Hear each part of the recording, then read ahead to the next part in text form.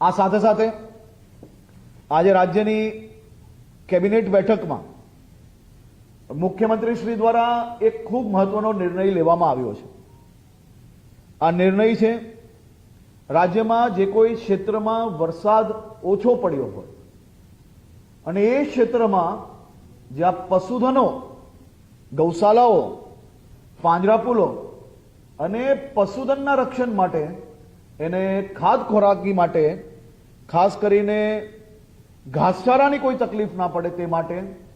આ નિર્ણયની સત્તા સીધી કલેક્ટરને આપવાનો બી નિર્ણય લેવામાં આવ્યો છે, જેથી એની જે પ્રક્રિયામાં જે સમય નીકળતો હતો તો એ પ્રક્રિયાનો સમય ઓછો થાય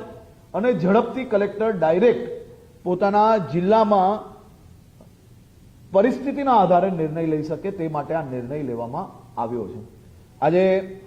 આદરણીય મુખ્યમંત્રીશ્રીના જન્મદિવસ છે અને રાજ્યભરમાં અનેક જિલ્લાઓમાં સામાજિક સેવાઓ થકી આદરણીય મુખ્યમંત્રીશ્રીનો જન્મદિવસ મનાવવામાં આવી રહ્યો છે।